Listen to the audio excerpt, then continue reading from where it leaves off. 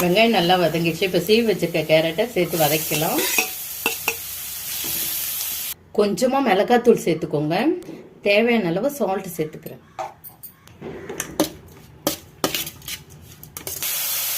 லைட்டாக தண்ணி தெளிச்சுக்கோங்க, நிறைய ஊற்றிடாதீங்க.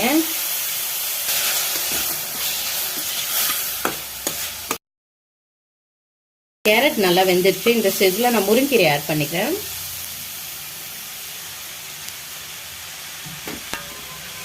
கலந்து விட்டுக்கோங்க.